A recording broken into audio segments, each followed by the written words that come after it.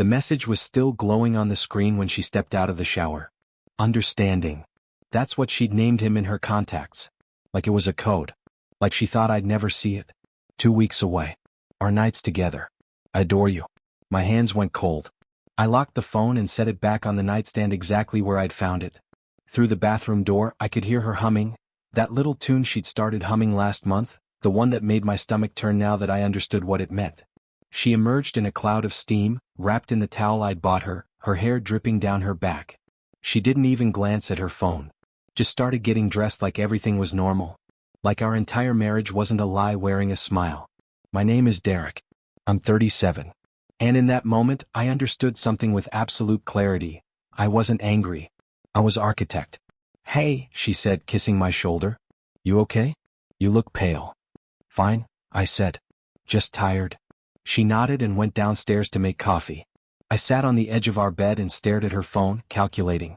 2 weeks away meant a trip. A planned trip. Which meant she'd booked it. Which meant there was a paper trail. By the time she returned with my coffee, I'd already made my decision. She wasn't going to see those 2 weeks coming. Neither was understanding. But they were both about to understand something very different. Her calendar was open on her laptop. She'd left it on the kitchen counter.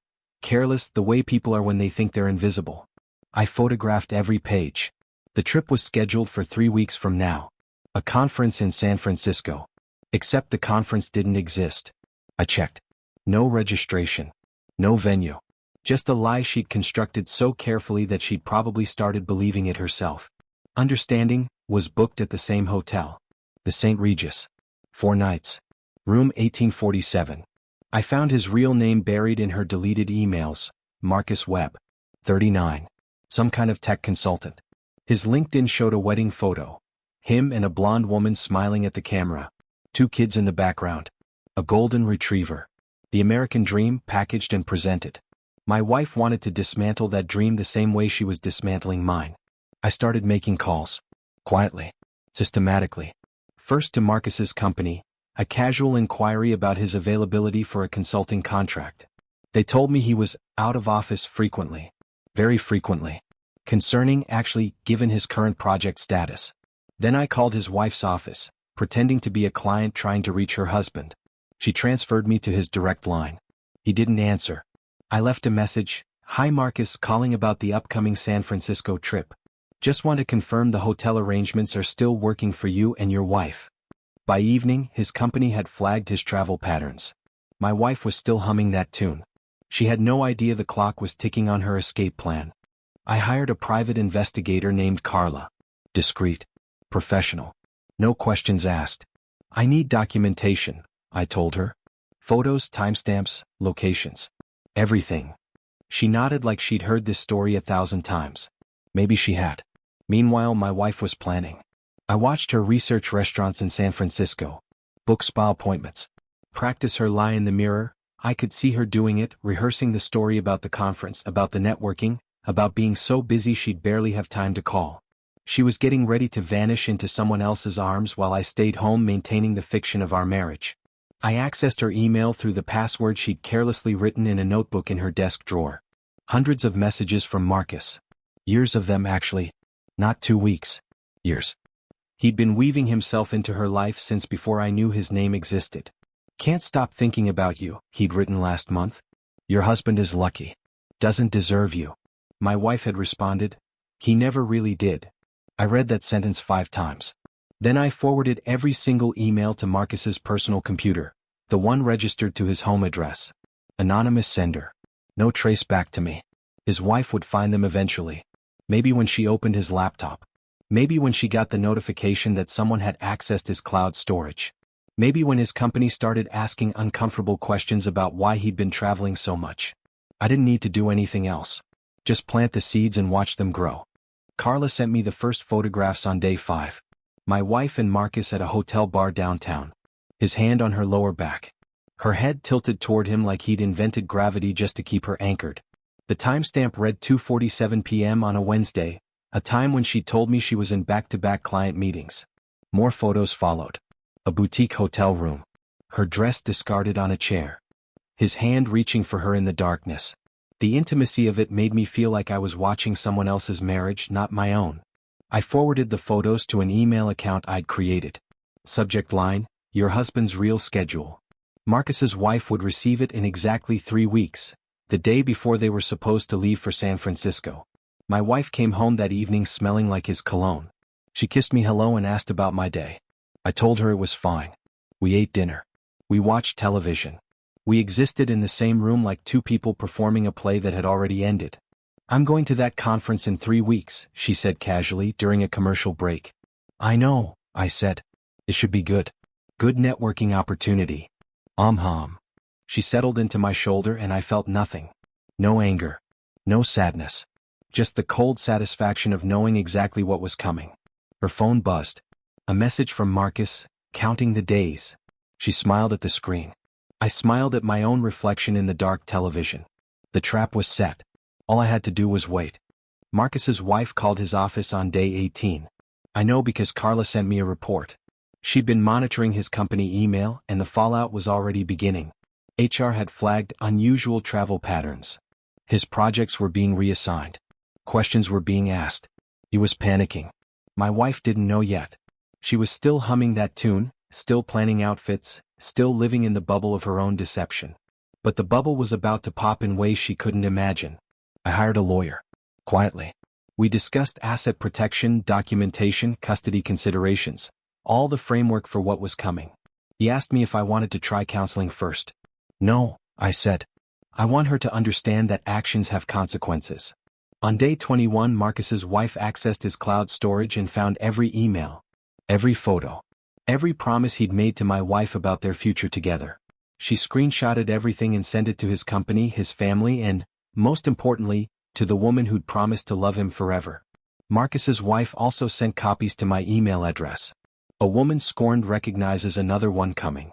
That night, my wife's phone started ringing. "Marcus." Over and over. She didn't answer. Just stared at the screen like it might explode. "What's wrong?" I asked. "Nothing," she lied. "Just work stuff." But her hands were shaking. By midnight she knew. His wife had made sure of it.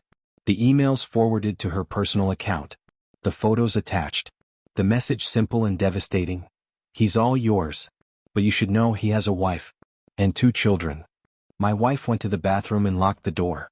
I heard her crying through the walls. And I felt absolutely nothing. She didn't go to San Francisco. She called the conference organizers and canceled. Told them she had a family emergency. They probably assumed someone had died. In a way, someone had, the version of her marriage that had existed in her mind. Marcus stopped responding to her calls by day 3. His wife had made sure of that. She'd contacted his company, his family, his church. She'd systematized his destruction with the precision of someone who'd been planning it in her head for years, waiting for proof. My wife sat in our living room and stared at nothing. "We need to talk," she finally said on day 5. "Okay," I said. "I made a mistake. A terrible mistake. I want to fix this. I want to fix us." She was crying. Real tears. The kind that come when you finally understand the weight of what you've done. "How long?" I asked. 3 years, she whispered. 3 years. We'd been married 5. She'd spent more than half our marriage in someone else's arms. "I don't think this can be fixed," I said quietly. "Please. I'll do anything. I'll go to therapy." "Oh. You'll what?" "Stop being who you are.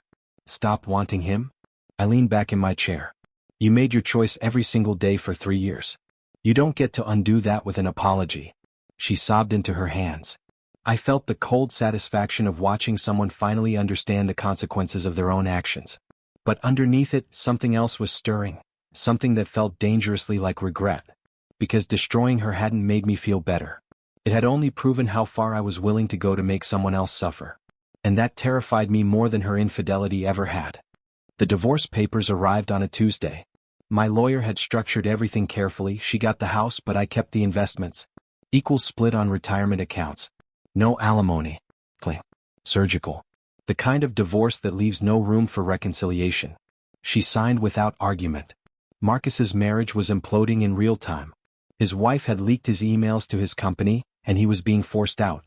His children were asking questions about why Daddy was moving to an apartment. He tried calling my wife twice, but she didn't answer. He was drowning and she'd already moved on to the next thing, survival. I should have felt triumphant. Instead, I felt hollow. I'd orchestrated the destruction of 2 marriages with surgical precision. Marcus was losing everything. My wife was losing everything. And I was sitting in an empty house, realizing that winning had cost me the ability to feel anything at all. One evening, I saw my wife at a grocery store. She looked smaller, diminished. She was buying wine and ice cream, the standard breakup diet. When she saw me, she froze. "Derek," she said quietly. I almost didn't respond. But something in me, some remnant of the man I'd been before, made me nod. "I deserve this," she said. "I know that now. I deserved worse, actually." "Yes," I agreed. "You did." She nodded and walked away. And I realized in that moment that destroying her hadn't healed me. It had only shown me how broken I'd become, a man willing to dismantle lives to avoid facing his own pain. The irony was exquisite, and I was finally starting to understand it. 6 months later, I sat in a therapist's office and told her everything. The phone, the emails, the photos, the careful, systematic destruction of 2 people's lives. She listened without judgment, and when I finished, she asked a question that broke something open in me. "What were you hoping would happen?" I didn't have an answer. My wife had rebuilt her life in a small apartment across town. She was working at a nonprofit helping people navigate divorce. The irony wasn't lost on me. She transformed her betrayal into something purposeful. She was healing by helping others heal. Marcus was in therapy too, according to Carla's final report. His marriage was over, but he was fighting for custody of his kids. Trying to be present. Trying to understand why he'd thrown away something real for something false. And me? I was sitting in a therapist's office, finally admitting that revenge had poisoned me in ways I couldn't quantify. I'd won. I'd destroyed them both. I'd proven that I could architect devastation with precision and patience. But the person I'd become in the process was someone I didn't recognize. Someone cold. Someone capable of watching other people suffer and calling it justice. I called my wife and asked to meet. We sat in a coffee shop and I told her the truth, that I'd known about Marcus, that I'd orchestrated his wife finding out, that I'd systematically destroyed their lives as punishment for her betrayal. She didn't cry. Just stared at me with eyes that looked sad and old. "I'm sorry," I said. "Not for what you did, but for what I became because of it." She nodded slowly. "I'm sorry too. For everything. We didn't reconcile. Some things can't be repaired. But we stopped being enemies. We became 2 people who destroyed each other and survived it.